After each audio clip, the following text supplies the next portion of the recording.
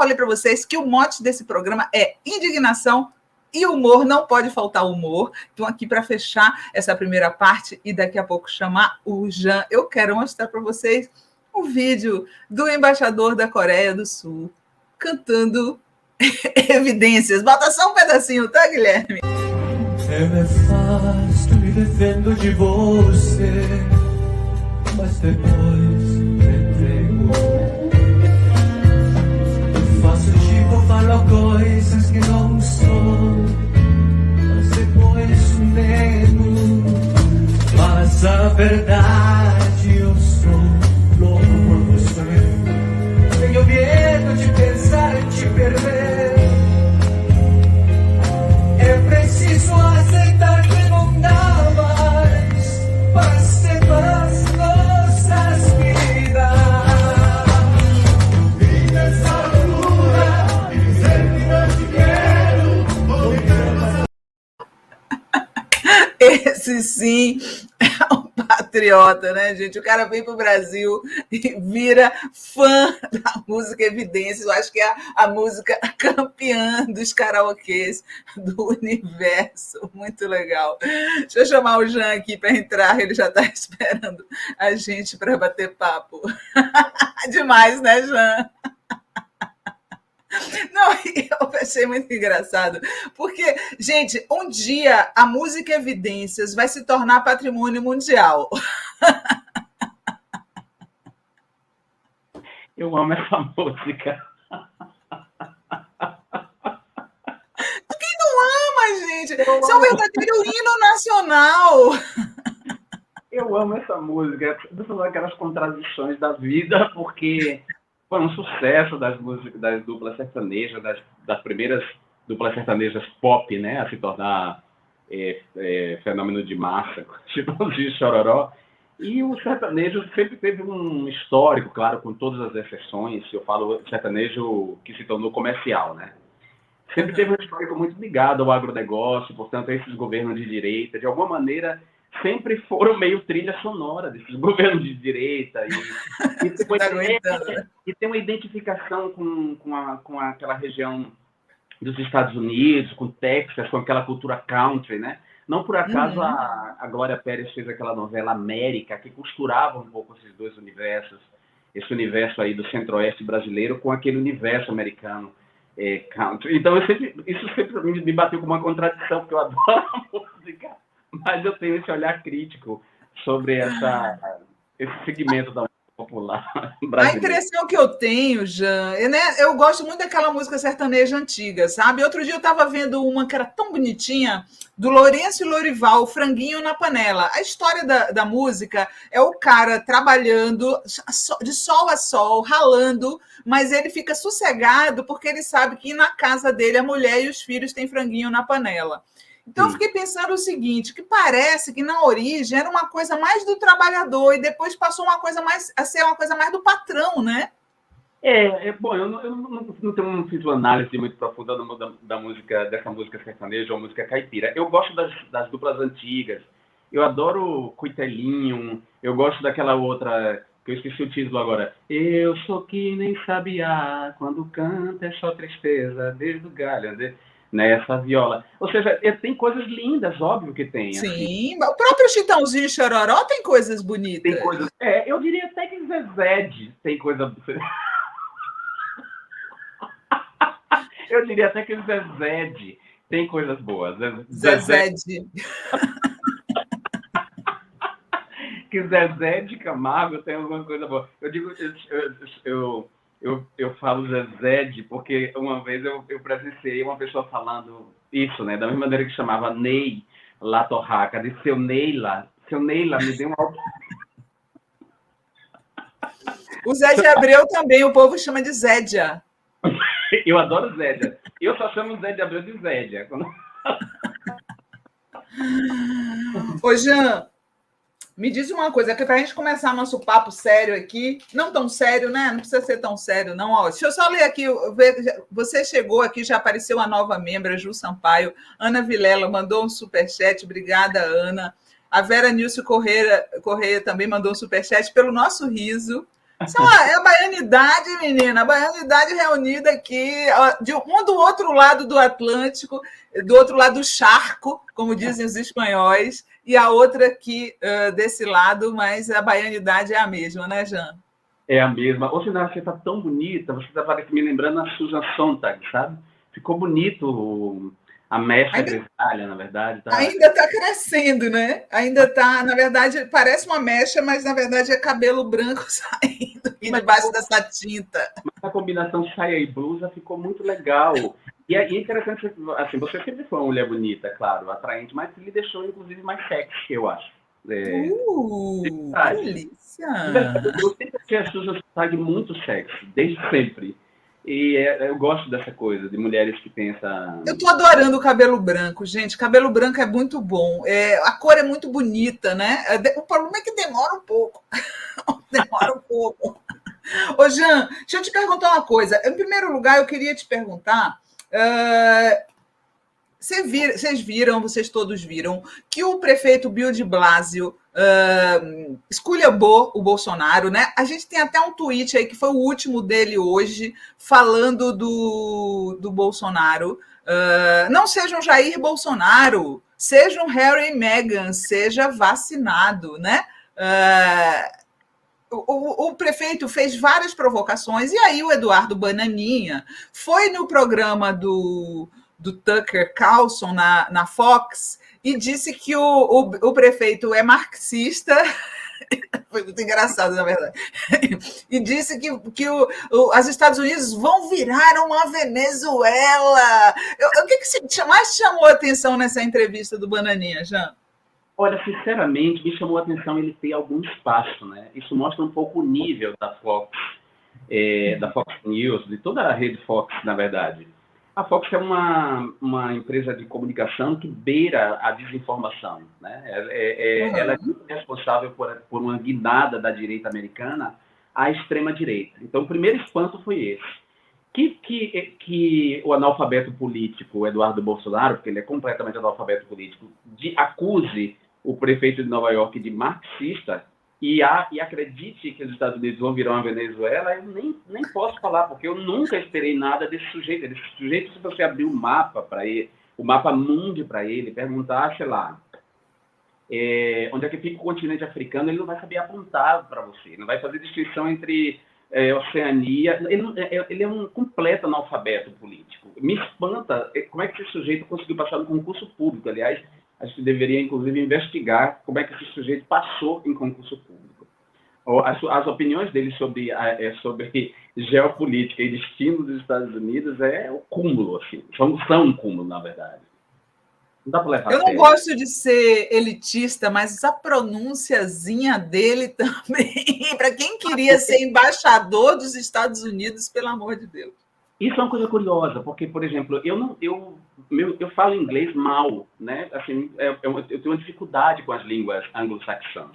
Eu falo muito bem espanhol, eu entendo muito bem francês, italiano. As línguas latinas, eu tenho essa afinidade com elas. Com o inglês, eu não tenho. Então, falar inglês, para mim, é um problema. Quando eu estive na Universidade de Harvard, eu tinha todo esse problema, né, de falar. Eu lia e escrevia, mas na hora de falar eu tinha esse entrave, porque a língua inglesa sempre foi propriedade das elites no Brasil, da classe média da elite. Nós, pobres e filhos de trabalhadores, tínhamos contato muito tardio com uma outra língua, o que dificultava o aprendizado dessa outra língua. Então, inglês, para mim, sempre foi um problema. Então, qual era a maneira de eu disse lá na universidade, né? Eu falei, bom, eu vou fazer todas as atividades em inglês. Mas na hora de dar as minhas conferências, que eu tinha que fazer 4 conferências, eu falei, eu quero tradutor, porque eu sou brilhante na minha língua. Eu não quero falar a língua, vocês não falam a minha língua.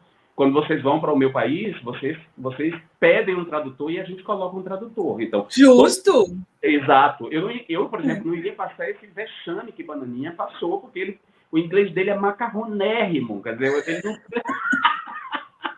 O inglês dele é péssimo, então o melhor era ele ter admitido que não falava inglês, e ele poderia até, sei lá, elaborar coisas mais inteligíveis, inteligentes, se é que é possível, na língua dele, né? Então, essa coisa... Eu tenho um caso curioso, né? Que foi quando Lula concedeu uma entrevista para o mesmo programa que Fernando Henrique tinha dado antes. E Fernando Henrique, um programa nos Estados Unidos que eu não me lembro agora, mas um programa de muito prestígio. Fernando Henrique decidiu falar inglês, para provar que ele falava bem inglês. E foi horrível, porque ele não conseguia elaborar bem, o cara não atropelou, mas o cara foi incrível, o jornalista, perguntou sobre a corrupção no governo dele, sobre a compra do parlamento para a reeleição, e ele não tinha repertório, claramente, você via que ele não tinha repertório para responder com o nível de sofisticação que a pergunta exigia. O Lula, quando deu a entrevista, foi logo dizendo, eu não falo inglês. Então, foi com o intérprete, e o Lula arrasou nas respostas, e o cara, você vê claramente que o cara respeita muito mais o Lula, que respondeu tudo em português com o intérprete, do que o Fernando Henrique, que quis passar essa coisa cafona da classe média alta brasileira, e de que, olha, você é melhor quanto mais você fala inglês. Eu digo sempre assim, olha, eu já falo muito bem a minha língua, que eu falo bem pra caramba, modéstia à parte. Escrevo e falo bem. Eu falo bem espanhol, que para uma pessoa que teve contato muito tarde com uma outra língua, eu aprendi e assimilei. Consigo entender italiano e francês, falar inglês como... Bom! Tá bom demais, velho. O pessoal com a pessoa que saiu de Alagoinha, gente, tá bom demais. Olhe, mais respeito com a Alagoinha. Não, porque eu também saí de Piauí. A gente saiu do interior da Bahia para o mundo. A gente que veio do Brasil profundo. Né? Então, os caras nos Estados Unidos têm uma autoestima tão grande, né? E uma falsa impressão de si, que eles acham que todo mundo no resto do mundo fala a língua deles, né? Então eles não têm o número de americanos que falam a outra língua é muito pequeno. E apesar de toda a presença hispânica, latino-americana nos Estados Unidos, os americanos não fazem nenhum esforço para falar qualquer outra língua. Então nós, os latinos, tem que se virar em aprender uma outra língua para trabalhar nos serviços, nos serviços domésticos, em restaurantes e tal. Os acadêmicos, nós da academia, que vamos para lá fazer doutorado ou mestrado ou programas como o que eu fiz de professor visitante, temos que falar a língua deles, eles não fazem nenhum esforço para falar nossa, entendeu? Então, assim, a gente é bom pra caramba. A gente está numa vantagem em relação a eles. De Alagoinhas para o mundo, de Piauí para o mundo. Ô, Jean, e um detalhe, viu, gente? Eu morei na Espanha também, e os espanhóis, eles falam mal demais qualquer idioma. Eles próprios reconhecem que eles têm uma dificuldade de pegar os sotaques. Se vocês forem ver as entrevistas do Antônio Bandeiras, que está há séculos nos Estados Unidos, até hoje o sotaque dele é fortíssimo. Enquanto que nós, que falamos português, a nossa língua nos permite falar mais fluentemente o inglês. Sabia, Jean? Interessante, eu não sabia disso. Eu, por exemplo, tenho uma dificuldade, eu não sei se agora qual era o desses grandes intelectuais, que era o Sábato ou o Borges, um desses intelectuais aí que falava 15 línguas e não conseguia falar inglês. Não conseguia. Então, tem uns determinados bloqueios. Agora, na Espanha tem uma tradição de traduzir tudo. Então, tudo aqui é traduzido. Eles não falam Wi-Fi, eles falam Wi-Fi, né? Eles não falam online, eles falam em linha. Tudo aqui é traduzido. Os nomes dos reis e dos príncipes da Inglaterra são todos em espanhol. Todos em espanhol, até os Smurfs, eles chamam os pitufos. Né? Não são os Smurfs, eles não chamam Wolverine, é lobesno.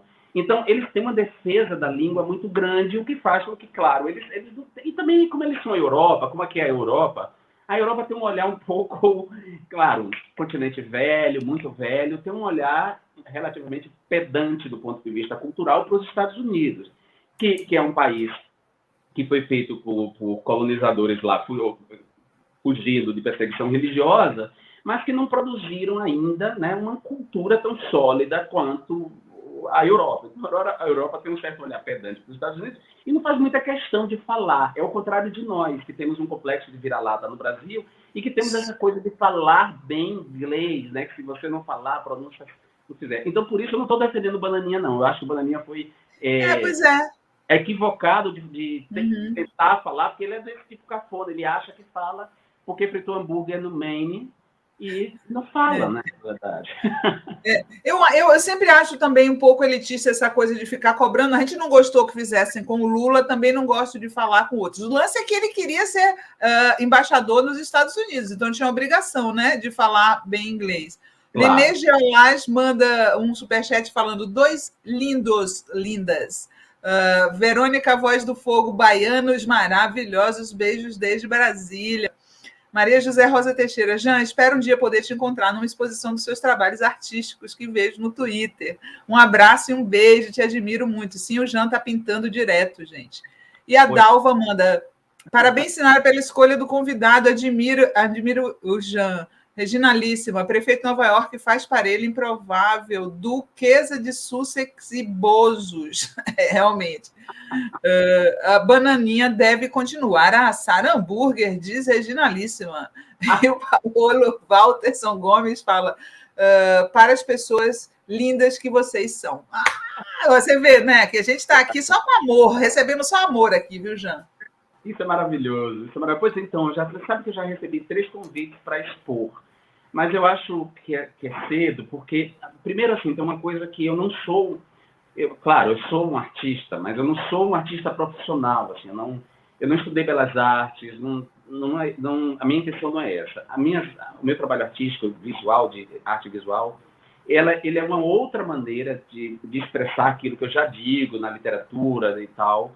E também é um experimento em termos de driblar o algoritmo, né? Experimentar uma outra linguagem que seja menos monitorada e escrutinada pela inteligência artificial. Eu estou estudando o fenômeno da desinformação, das fake news, essa questão mais ampla, e buscando tentativas de soluções para a gente escapar dessas prisões algorítmicas, né? Então, como desenvolver uma nova linguagem que você atinja novos públicos? E também experimentando uma questão estética, que é o seguinte: não importa o tamanho da pintura que eu faço, eu só não tenho pinturas muito grandes, porque minha casa é muito pequena, mas eu tenho pinturas, sei lá, do tamanho de um quadro standard, assim, até pinturas como se fosse um imã de geladeira, né? E quando eu fotografo elas, então elas são feitas para existir, elas existem aqui no mundo analógico, e eu vou fazer uma exposição um dia, talvez, no mundo analógico, mas quando eu fotografo, todas elas, não importa o tamanho que tenham, elas ganham a mesma dimensão na internet. Então eu quero fazer, também é um experimento nesse sentido, né, de como esse espaço virtual, essa nova vida que a gente tem, essa second life, essa dimensão não importa mais, né? As dimensões de um quadro já não importa quando você fotografa e publica no Instagram, por exemplo. Tudo vira a mesma coisa. Então é um experimento estético, é um experimento acadêmico, é um experimento político também, essas pinturas, e claro, o desenvolvimento de um talento que eu sempre tive e que eu não desenvolvi justamente por causa da pobreza, assim, né? Quer dizer, quando eu desenhava desde pequeno, menino, assim, criança mesmo, e quando eu expressei a vontade, eu conto isso no meu livro, em Aqui Será, o que será, minha mãe disse, quando eu falei para ela que eu queria ser artista, ela falou que isso não era coisa para pobre, né? Ela falou assim, claramente, né? Pare de sonhar, porque sonhar não é para pobre. E isso, claro, para uma criança, imagina, né? E essa coisa, então, ficou de alguma maneira recalcada no sentido freudiano, né? No sentido psicanalítico, e voltou com uma força muito grande, né? E é interessante como voltou com tanta força que é isso, assim, eu fui desenvolvendo várias técnicas e tudo de uma maneira muito autodidata. É isso. Que demais. Olha só, Jean, eu queria falar com você sobre essa história que surgiu essa semana na CPI, escandalosa, né? Das fraudes nas causas mortes por Covid, que desnuda a mentira do bolsonarismo, né? Recentemente, o Bolsonaro disse que tinha um relatório do TCU dizendo que tinha metade das pessoas que morreram de coronavírus não eram por coronavírus, e agora a gente está vendo que é o contrário, que os especialistas que diziam que teve subnotificação é que estavam certos, né? E agora apareceram 2 casos emblemáticos, o caso da mãe do Luciano Hang, o cara da Havan, né? Que morreu de Covid e eles esconderam. E teve o... Ai, meu Deus, deu um branco agora. Teve outro caso de... Ai, daqui a pouco eu lembro quem foi. O presidente da seguradora de saúde, como é que chama? Prevent Senior, o diretor da Prevent Senior, que era um negacionista, que era... Não, foi outra pessoa que teve essa semana que... Oh, meu Deus, eu comentei tanto e agora me deu um branco aqui. Ele morreu de Covid, eles esconderam que a pessoa morreu de Covid e colocou outra causa-mortes, acho que o Guilherme está me lembrando aqui quem é. Ah, sim, o médico Anthony Wong, que era um dos negacionistas famosos, morreu de Covid e eles esconderam esse fato para não ficar revelado para as pessoas que mesmo os defensores do tratamento precoce morreram de Covid, né? É muito grave isso, né, Jean? Você acha que a CPI vai conseguir avançar nesse aspecto? Vai haver punição? A gente vai descobrir algum dia quantas pessoas de fato morreram de Covid no Brasil? Sinara, isso é gravíssimo. Talvez seja até agora o fato mais grave, eu acho, que é revelado pela CPI. Eu vou te falar muito da perspectiva de cá, das pessoas aqui interessadas no Brasil, que acompanham, interessadas no Brasil porque também interessadas na Covid-19. A pandemia é, como o próprio nome diz, um problema que não é local, ele é um problema mundial e tem todo um debate internacional sobre o controle, quanto tempo vamos conviver com a pandemia, enquanto os países ricos se comportarem dessa maneira desigual. Quer dizer, salvamos nós primeiros e deixamos lá o sul global sem vacinas. Então, enquanto essa política, digamos assim, neoliberal for mantida, a gente vai estar ameaçado por essa pandemia. Então, tem toda uma estimativa de ainda vamos viver, sei lá, mais 2 anos em que se os países ricos não tomarem a decisão de ajudar os países pobres no controle da pandemia por causa das cepas que vão surgindo. Bom, e claro, ajudar os países pobres implica enfrentar governos como o governo brasileiro, que são governos negacionistas.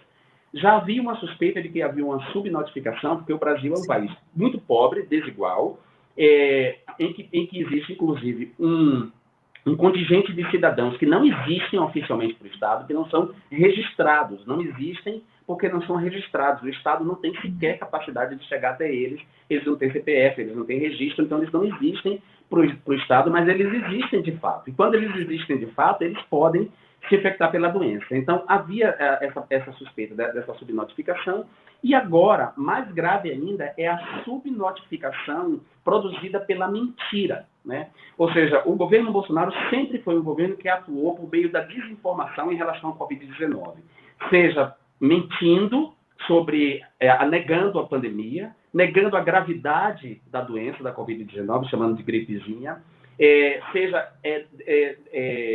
desqualificando as medidas sanitárias de distanciamento e de proteção, como a máscara, né, como forma de salvar a economia, e isso é importante que as pessoas prestem atenção, né, que talvez esse seja o grande caminho que a CPI tenha que tomar e que vai permitir a denúncia dele no Tribunal Penal Internacional. Ou seja, o governo Bolsonaro decidiu apostar deliberadamente na imunidade de rebanho, o que significava sabotar as medidas da OMS e fazer com que a população brasileira se infectasse muito mais rápido e morresse gente. Quer dizer, eles pensaram assim, o dano colateral da imunidade de rebanho é morrer gente, mas vai morrer mesmo pobre, entendeu? Vai morrer pobre. Pobre tem muito.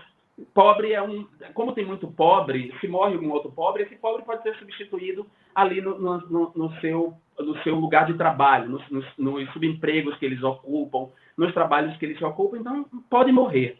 Esse é um pensamento que é um pouco o pensamento que norteou Boris Johnson no início, no Reino Unido, e que depois ele voltou atrás porque ele se infectou por Covid. Esse é um pensamento eugenista, é de um darwinismo social, e essa é mais uma prova, além de todas as outras, de que a ideologia que orienta o governo Bolsonaro é uma ideologia neonazista. O governo Bolsonaro é um governo neonazista. Quando a gente fala isso, claro, as pessoas pensam imediatamente na perseguição aos judeus, né? Que assim, relacionam o nazismo apenas ao antissemitismo. Não, o antissemitismo era um dos componentes do nazismo, né? O componente é um dos componentes raciais do nazismo, porque o nazismo ele decidiu pela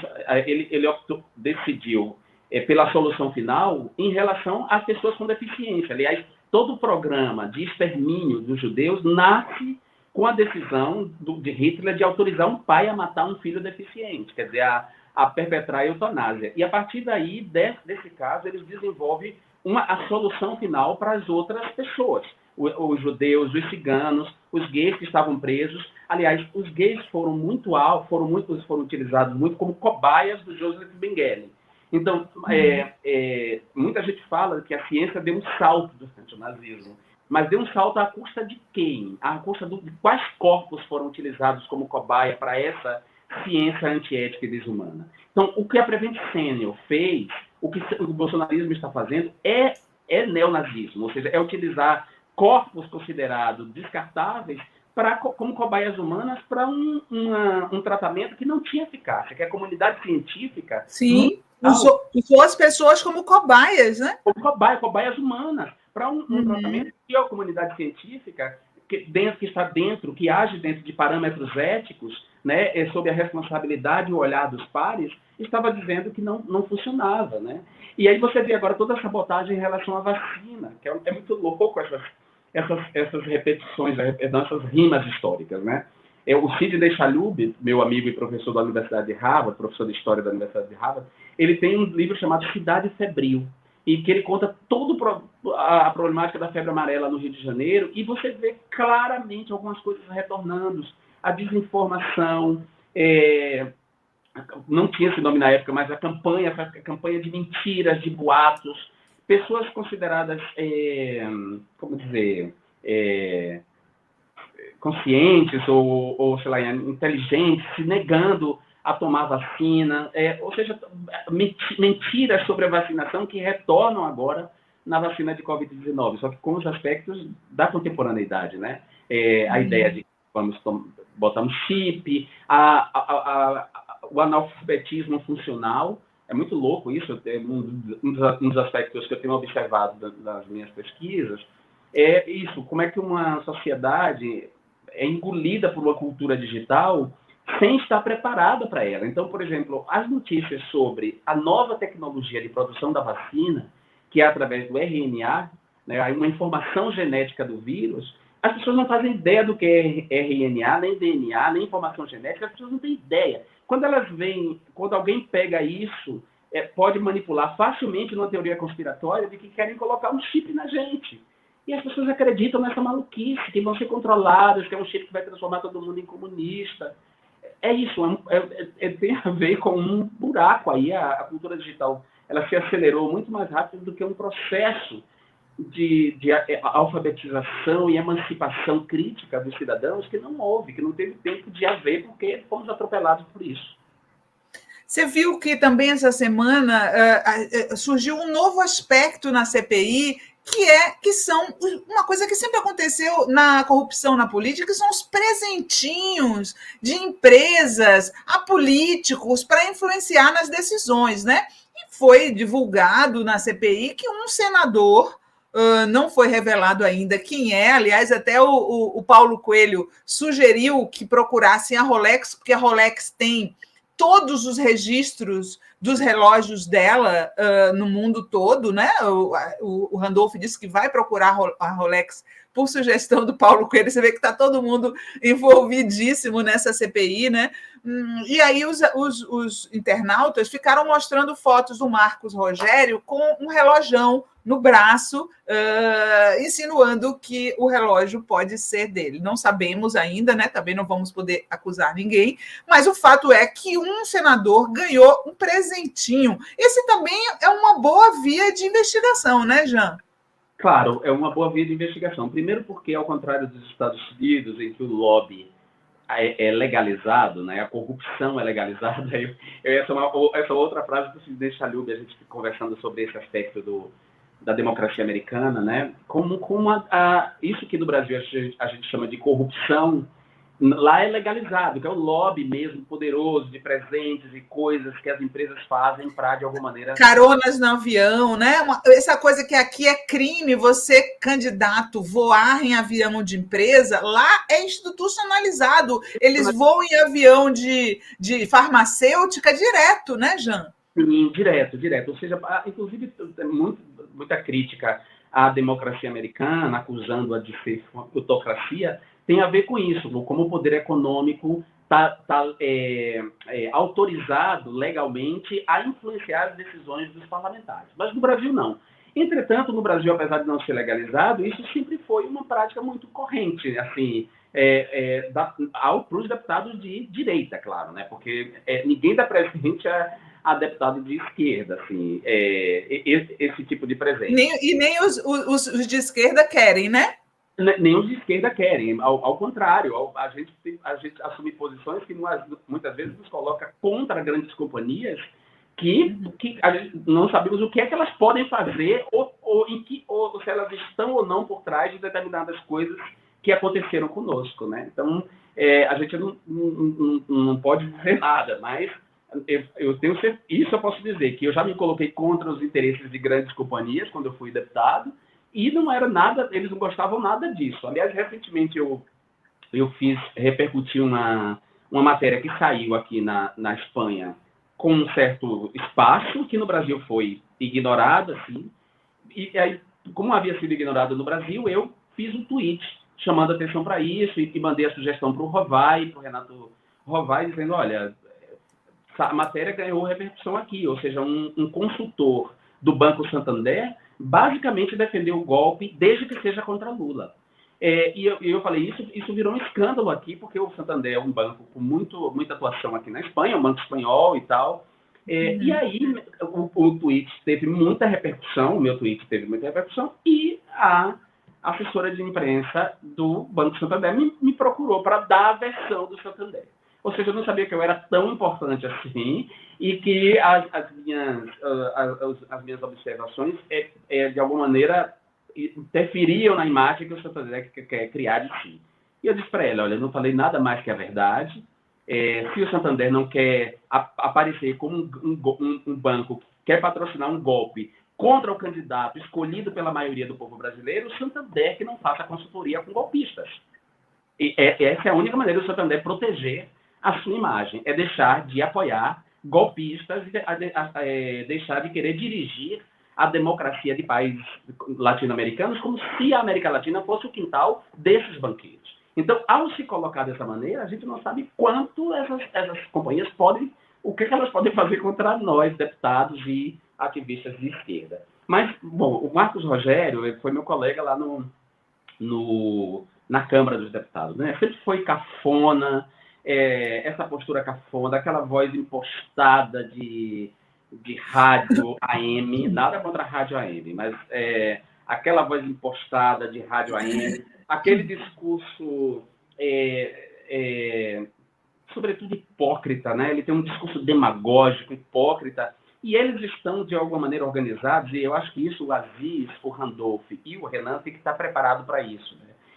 A turma do governo ela está preparada, ela está pronta, ela conversa entre si de forma a melar, desautorizar, tirar a autoridade da CPI, a provocá-los a descer o nível, né? E eu sei que é muito difícil, às vezes, você se manter ali. Por exemplo, o que o controlador fez com a Simone Tebet, com a senadora Simone Tebet, é um absurdo. É uma coisa que ele só fez porque ela era uma senadora. Era uma coisa que o MBL fazia comigo, por exemplo, na Câmara dos Deputados. Assim, eles tentavam passar por cima da minha autoridade porque eu era um deputado gay de esquerda, né? Então, eles faziam coisas comigo que eles jamais fariam com um deputado. É como se nós, ainda que eleitos pelo povo, não tivéssemos direito à autoridade, né? Assim, a dificuldade de assumir a autoridade encarnada em nós, quando somos mulheres, quando somos pretos e quando somos gays. Me lembrei de um fato, eu cobrindo a comemoração dos 500 anos do Brasil, como repórter do Correio da Bahia, eu fui cobrir a caminhada dos outros 500, que eram os movimentos indígenas, sem teto. E aí haveria uma marcha de coroa vermelha até Porto Seguro. E eu fui cobrir justamente essa marcha. E, bom, foi atacada pela polícia de ACM. A ACM, na época, era ministro, era senador. Foi atacada, a polícia atacou. E aí eu lembro da Marina Silva, que nessa época era senadora, pedindo a um tenente, lá, um um sargento da polícia da Bahia que não explodisse a bomba de gás, porque ela poderia ter um edema de glote. E o cara gritou com ela, assim, como se ela fosse, como diz na Bahia, uma parceira, como assim, exaltada, completamente passando por cima da autoridade dela de senadora. Que é uma coisa que jamais ele ousaria fazer com um senador, como o próprio ACM, que era senador. Né? Então, assim, essa coisa o Renan, o Randolph, e todos os senadores têm que eu sei, mas é difícil, porque eu passei 8 anos submetido a essa tentativa, a esse escárnio, a essa violência, a essa provocação, para fazer você descer, perder a razão, para você se nivelar, né? Foram 8 anos suportando isso, até que o meu único gesto nesses anos todos de indignação, que não foi gritar, não foi cuspir na cara do fascista quando ele fez apologia à tortura. Foi a única coisa que eu fiz, né, digamos assim, fora da liturgia, mas também porque eu já não aguentava mais. Que eu chamo de o cuspe que veio do futuro, tá, gente? Porque ele nos vingou de Bolsonaro no futuro. Mas você acha, então, que o Renan passou dos limites essa semana, né? Ficou feio, né, Jean? Eu acho que fica feio, não é para o Renan, é para a CPI, porque quando vira aquele bate-boca, assim, para uma pessoa que está assistindo em casa, a tendência é nivelar tudo por baixo, perder a seriedade quando a CPI é a única coisa séria que está rolando nesse momento, né? No momento que nós temos um governo genocida, né? Genocida, o governo Bolsonaro é um governo genocida, um governo em que paira todas as suspeitas, todos os elementos, todos os indícios de que está orientado por uma ideologia neonazista, que coloca populações e minorias em risco, orientado por um neoliberalismo agressivo que o mundo inteiro está rechaçando. Nesse momento que nós temos esse governo de morte, e a CPI é a única coisa importante, então ela tem que manter uma autoridade. Eu não sei se o Renan vai ouvir esse programa, né? E eu tenho muitas críticas ao Renan, muitas, mas ele ainda é a direita democrática. O que a gente pode chamar de direita democrática ainda é o Renan, ainda é o Aziz. É o que a gente pode chamar de direita democrática. Então, ele tem que manter uma certa liturgia ali, né? Concordo completamente. São desses senadores bolsonaristas que são a ralé. Os senadores bolsonaristas desqualificados. São a ralé da política. Aliás, toda a bancada bolsonarista na Câmara e no Senado é a ralé. Foi uma ralé eleita com base em mentiras, em fake news, teorias conspiratórias. É assim, de Joyce Helsman, de quinta categoria, né? Como é o nome daquele deputado? Eu não lembro o nome dele. A quinta, não sei o nome desse menino. Aquele do MBL? MBL, como é quinta categoria? É de quinta categoria. Quinta categoria, acho que é por aí. Dele para baixo, sabe? É da Bia Kicis para baixo, é a ralé da política. É gente mentirosa, então gente que não tem como propor. Enfim, não tem que cair na provocação desses caras. Eu quero agradecer aqui a Elaine Lima, nossa nova membra, e tem mais um comentário aqui que eu tinha visto, senão eu já vou me atrapalhar. Tio Dick Hayashi mandou um superchat falando Sinaravilhosa. Sinaravilhosa, que maravilha. E Fernando Salomão, linda live, obrigado, Sinara e Jean. Jean, você falou sobre repercussão, eu fiquei curiosa. Como repercutiu aí na Europa o discurso mentiroso ao extremo, né? Já chega a ser até redundante eu falar isso de Bolsonaro, né?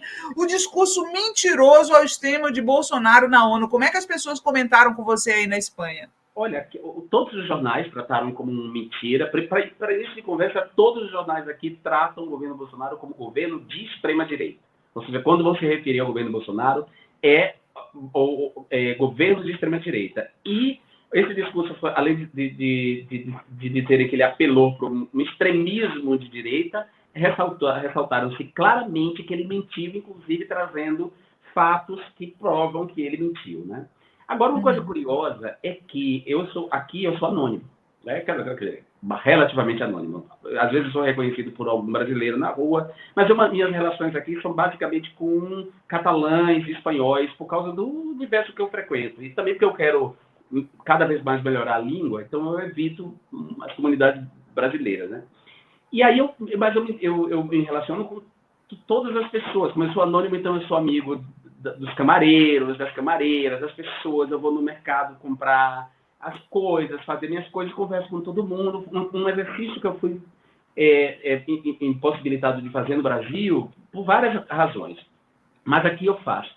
E uma coisa interessante é que, assim, do cara que me atende no mercado, que eu vou, o mercado de frutas e legumes, a Laura, que é a camareira, quer dizer, a garçonete do café que eu vou, quando eles sabem que eu sou brasileiro, por causa do acento, às vezes acham que eu sou italiano, às vezes acham que eu sou brasileiro.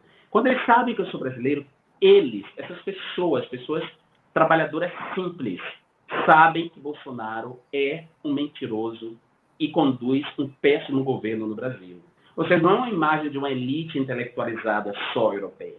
É a maioria da população daqui, da Espanha, na França, ou seja, as pessoas que sabem do Brasil do momento, principalmente por causa da Amazônia, sabem que Bolsonaro é um risco para o mundo.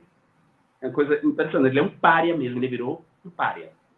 Ele só é defendido pela extrema-direita, que, claro, a extrema-direita, como ela está articulada internacionalmente, vai defendê-lo. Ele vai ser recebido pelo Chega, que é o ridículo partido de extrema-direita português.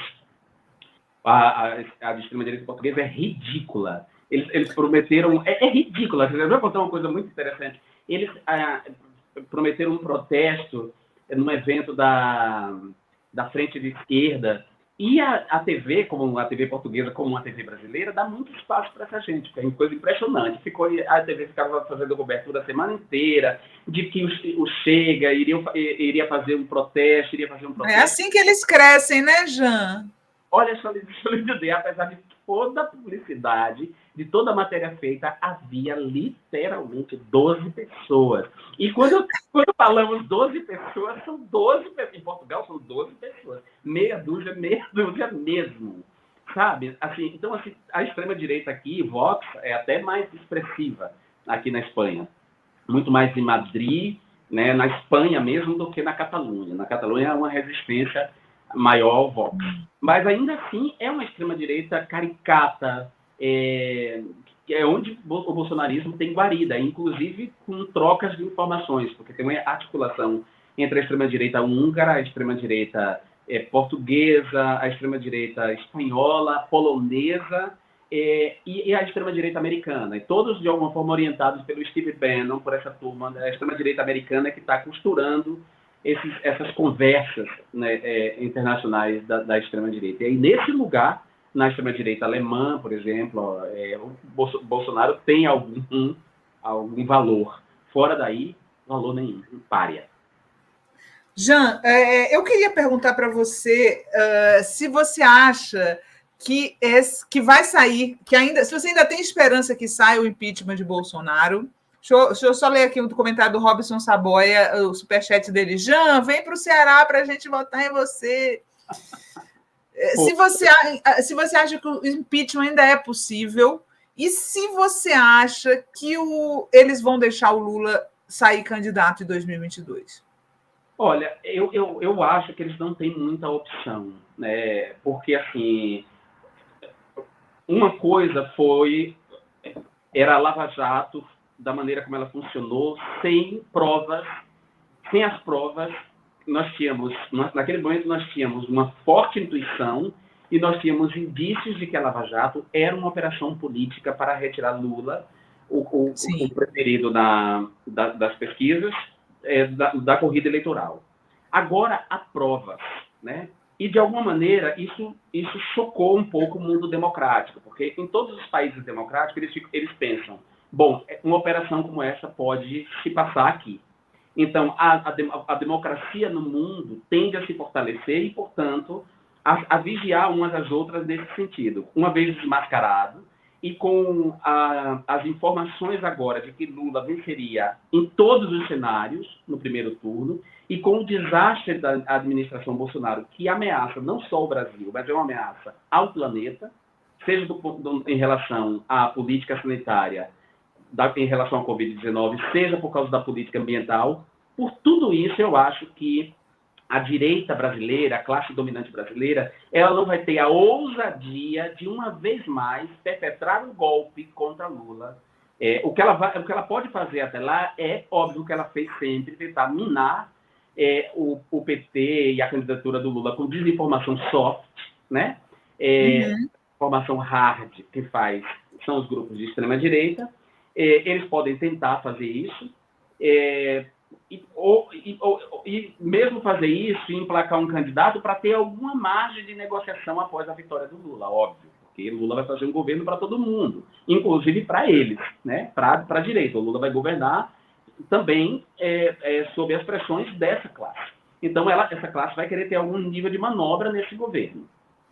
Então, não acho que ela vai cometer essa ousadia depois de tudo que aconteceu, né, da prisão injusta do Lula, da absolvição dele em 18 processos, ou seja, da vida dele ter sido virada de cabeça para baixo e nada ter sido encontrado, eles cometerão. Agora, eles vão seguir perpetrando, claro, desinformação soft, que é o que eles fazem sempre. Eles vão tentar emplacar uma terceira via, que é dessa altura do campeonato, não se fabrica um candidato, né, não tem muita alternativa. E aí, a outra coisa que eles podem fazer é cometer a loucura, e aí, de fato, será uma loucura para eles e para nós, que é apoiar Bolsonaro. Né? Quer dizer, depois de tudo, uma vez que eles não vão emplacar um candidato de terceira via, eles apostassem mais uma vez em Bolsonaro. Eu não duvido, viu, Jean? Eu não duvido, infelizmente. Eu não duvido, não, mas tem uma hora, tem determinado... Existe um comportamento no eleitorado que é difícil de explicar, né? A gente tem muitas variáveis para explicar a guinada antipetista, né? Temos muitas formas de explicar essa guinada antipetista. Um dos elementos do antipetismo foi justamente a comunicação de massa. Mas agora nós temos uma virada, né, na comunicação, apesar dos algoritmos, do funcionamento do algoritmo. Travou, Jean. Travou. Acho que o Jean vai ter que entrar de novo. Ah, não. Voltou. Eu estou aqui, eu não saí em nenhum momento, não. Que parou a sua imagem. Apesar dessa coisa algorítmica, na verdade, a internet trouxe aí algumas, sei lá, possibilidades de respiro e contradiscursos que nos permite enfrentar os discursos antipetistas. Mas a gente tem muitas formas de explicar esses comportamentos, mas não temos todas as formas. Então, agora, há um comportamento, uma virada, que é a virada antibolsonarista. Entendeu? O antibolsonarismo, ele é uma realidade que tem cada vez mais capilaridade, sabe?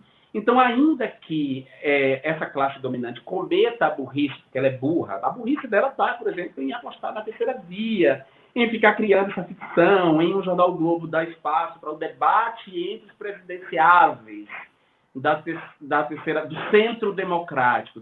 Que centro democrático, cara pálida? Mandetta, Ciro Gomes e Eduardo Leite são centro democrático. Ciro Gomes pode até ser centro democrático. Mas o Mandetta e o Eduardo Leite, o Mandetta que fez parte do governo Bolsonaro, que história é essa?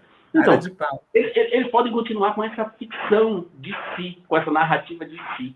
Mas eu acho que a força, a virada antibolsonarista, ela aconteceu. E o Lula vai figurar como essa, porque as pessoas têm uma memória. Né? A gente vai eleger o Lula para construir um governo do século XXI. Mas construir um governo do século XXI implica em trazer muita coisa do passado, né? Do que foi acertado no passado. E as pessoas têm essa memória. E tem essa memória, Sinara, assim, essa coisa da fome, da pobreza, da miséria, da quantidade de pessoas nas ruas, do aumento da violência urbana por causa disso, claro, porque tem muita gente faminta, e gente faminta está muito mais suscetível a perder a razão, o controle e atacar outras. Né? A classe média está mais amedrontada, pelo desemprego, amedrontada pelas pessoas pobres que estão nas ruas. Ou seja, essas pessoas todas, elas têm uma memória de que, ainda que elas não gostassem do PT, a vida delas era melhor quando o PT estava no poder. Né? Exato. É inegável, assim, a classe média pode ter todos os preconceitos, mas ela não é tão burra a esse ponto de pensar, gente, era verdade, assim, a gente vivia melhor naquele tempo. No tempo dos 10 réis e do vintém, se vivia muito bem, sem haver reclamação. Eu ia no armazém do seu Manuel com tostão, trazia 1 quilo de feijão. Depois que inventaram Bolsonaro, eu trago um embrulhinho na mão. Bom, ou seja, as pessoas têm uma memória da coisa. Sim, eu falei até hoje, né, Jean? Eu vi que você retuitou.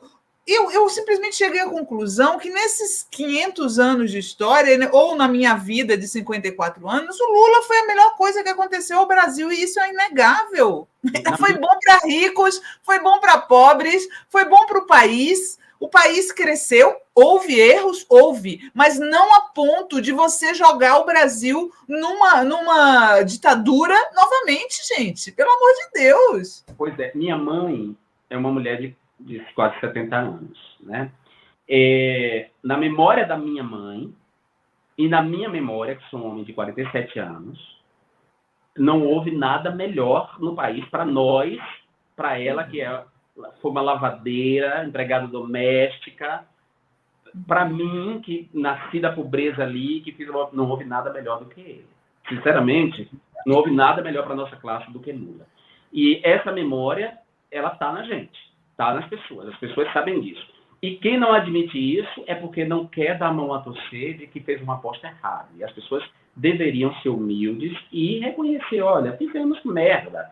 É da humanidade fazer merda. As pessoas se deixaram ir pelo canto da sereia, da mentira, se deixaram se levar pelas fake news, ficaram apavoradas com a história da mamadeira de piroca, que é uma mentira. As pessoas são homofóbicas e precisam assumir que são homofóbicas e que a homofobia teve um papel central na ascensão da extrema-direita no Brasil e na eleição de Bolsonaro. Ou seja, elas precisam reconhecer tudo isso e dizer que deu um voto e um cheque branco a um fascínora e a um psicopata que todo mundo sabia que era um fascínora e um psicopata e que recebeu uma mão e uma demão de óleo de peroba por parte da imprensa e da classe dominante brasileira, que não tinha candidato até a época, né? Ou seja, então, como não tinha o candidato, eles apostaram em Bolsonaro, mas se revelou uma tragédia. Nós temos, não é pouca gente, são 600 mil vidas perdidas desde que a pandemia começou sob a gestão de Bolsonaro, fora as pessoas que morreram de fome, fora as pessoas que morreram por causa do aumento da violência urbana,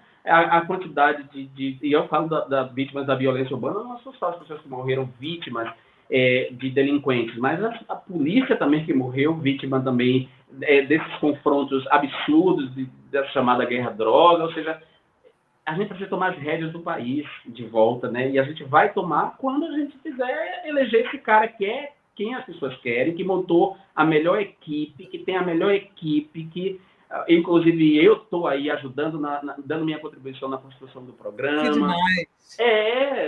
A gente tem que, isso, e a gente quer construir um governo para o século XXI, né? Pensar agora nas questões dos desafios todos do século XXI, como é que gera emprego e renda numa sociedade cada vez mais tecnológica, robotizada, em que profissões vão desaparecer, qual é o caminho que a gente vai dar, como é que é possível pensar numa renda básica universal a partir da qual as pessoas possam operar e fazer novas escolhas. Que educação a gente vai construir para essa nova geração agora que nasce nessa infraestrutura de comunicação global, que é a internet, como combater a desinformação. Né? O Lula retuitou recentemente um convite para as pessoas que estão engajadas nessa questão da desinformação conversar com o PT, e eu me senti muito contemplado, porque quando eu me filiei ao partido, uma das condições que eu coloquei, quer dizer, um dos temas que eu coloquei importantes, era que o programa contemplasse isso, né? O combate à desinformação. Então, a gente vai construir um país para o futuro. E desse país do futuro vai ser bom para todo mundo, inclusive para essa classe dominante de merda que o Brasil tem. Como disse Darcy Ribeiro, ela é mesquinha, ela é ordinária, porque ela não quer dar nada aos pobres. Né? Ela não quer dignidade para os pobres. Ela é uma classe forjada na mentalidade escravocrata que acha que um sujeito, as pessoas devem ser exploradas, no máximo em troca de um prato de comida para que ela tenha privilégio. Essa classe dominante, até ela vai estar no mundo melhor quando a gente vencer essas eleições. Eu vou dar uma lida aqui nos comentários e já passo para a última pergunta, tá? Que a gente já está atrasadão aqui. José Lima, já vem para Brasília que eu faço sua campanha de graça. Euclides Roberto Novaes de Souza, boa tarde, Lindes. Luiz Cláudio de Queiroz, João Willis é um político de verdade, não reles politiqueiro. Que mais? O povo tá... Ó, Zé de Milce. E aí, Jean, manda um alô para o Bem-vindo Siqueira, que mora em Portugal, grande progressista. Adoro o Bem-vindo. Adoro, rio muito com ele. Adoro os vídeos do Bem-vindo. Olha, gente, eu vou dizer, eu sou político, assim, como Sinara é política hoje, como vocês são políticos, né? Eu estive deputado por 2 mandatos, dois mandatos que foram muito vanguarda para tudo que o Brasil era. Os meus mandatos foram mandatos de vanguarda, uma tecnologia política muito nova para a América Latina e para o Brasil, ao ponto das pessoas não suportarem eu sofrer toda a violência que eu sofri. Eu digo as pessoas contrárias a tudo que esses mandatos representavam e todas as pessoas que trabalharam nele. Mas eu não penso, agora nesse momento não penso a voltar a ser candidato, nem a ser representante eleito, mas político nesse sentido amplo. Com P maiúsculo. Isso eu serei sempre, porque eu acredito na política, eu acredito que a política é o lugar da transformação.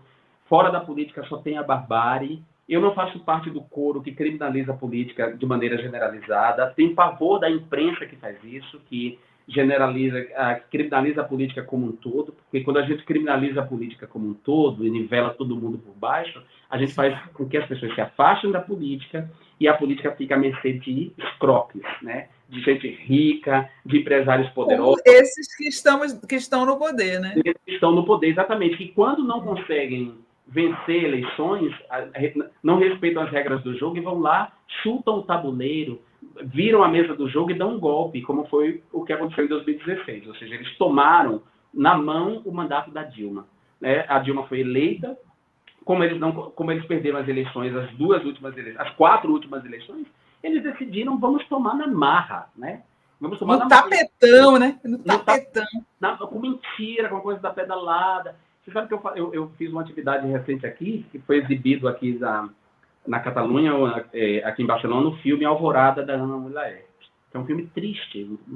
Nossa, tristérrimo. Tristérrimo, um filme duríssimo. A Ana Mulaert e a Lô Politi estiveram aqui no programa comentando o filme. Se vocês quiserem ver, tem o Papo Cabeça com elas aqui no site, no canal da Fórum. Vejam o Papo Cabeça e vejam o filme. O filme é duríssimo, para mim foi muito duro.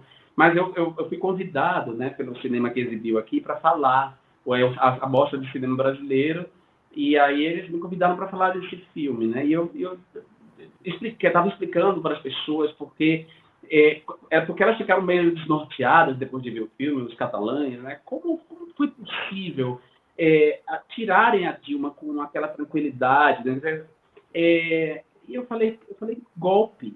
É uma nova forma de golpe, é um golpe distinto do golpe militar, né? Tomaram o golpe por meio da lawfare, por meio da mentira, inventaram um crime de responsabilidade que não existia para tirar o mandato dela, porque ela tinha perdido sustentação política na Câmara dos Deputados e no Senado. E aí eu expliquei para as pessoas como é que funcionava o presidencialismo de coalizão no Brasil, que era um dos problemas, por exemplo, se um presidente chega e não tem uma base forte no parlamento, né? Uhum. Pode rolar isso, o que aconteceu com a Dilma. E aí eles não entendiam por que Bolsonaro agora não era entendido. E eu explicava justamente isso, porque quem deu o golpe na Dilma está com Bolsonaro. Ou seja, então por isso que não há impedimento do Bolsonaro agora, não há impedimento, porque quem deu o golpe contra ela está literalmente com o Bolsonaro. O Temer veio ajudar o Bolsonaro outro dia, né? Muito gritante isso. Só não vê quem não quer. A prova cabal de que houve um golpe é que o golpista ajuda o Bolsonaro. Que houve um golpe e que o bolsonarismo é uma continuidade do golpe, né? Deixa eu só terminar de ler aqui, Jean, que eu não terminei. Eliane Paulino, te amo, Jean, te conheci em Berlim. Amei. A Maria José Rosa Teixeira, a capa da Veja, a entrevista com o Bozo, mostra que uma parcela vai apoiá-lo. Ouvi dizer que o dono da Veja é dono do BTG. Procede? Eu sei que foi um banco que comprou, viu, a Veja, mas eu não sei se foi exatamente o BTG. Mas eu acho que foi um ex-diretor do BTG, tá? De qualquer maneira, eles botaram o Bolsonaro lá querendo dar uma de estadista para ele, né? A Lourdes dos Santos, Tá falando aqui, Sinara, faça um print da tela com você aparecendo e simule no computador qual cor fica melhor na parede do seu cenário. Recife presente. Mas porque eu falei de manhã que depois que meu cabelo ficar branco, eu acho que a parede branca não vai ficar boa. Pô, às vezes eu boto aqui assim, olha, boto esse cenário que tá o material de desenho, aqui as coisas vão mudando. Hoje, para a gente terminar aqui, que ó, já ainda tem o sextor do Lucas e o nosso amigo Bruno Paes Manso já está esperando aqui nos bastidores. Deixa eu te perguntar.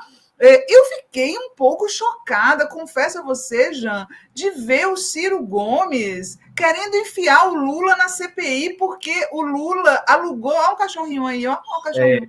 Tá me prestando atenção aqui, é SIG. O Lula alugou um jatinho para viajar e o jatinho pertence à Prevent Senior, né? E eu achei de uma deslealdade, uma coisa de fake news, né? Fazer um negócio desse. Você acha que o Ciro ele vai tomar esse rumo da baixaria mesmo, Jean? Bom, não é que ele vai tomar, não sei se ele em si vai tomar. Parte do ativismo em favor dele nas mídias sociais já desceu essa ladeira, né? Interessante como esses homens, como essas personalidades, assim, como o Ciro Gomes, de masculinidade tóxica, ele, Bolsonaro, geram em torno de si um culto, né? Uma coisa interessante isso. A Hannah Arendt, ela se dedica a pensar nas origens do totalitarismo, sobre por que esses homens geram imediatamente em torno de si um culto, uma espécie de seita, né? E a turma do Ciro na internet, ela é tóxica e tem caído um pouco nessa baixaria.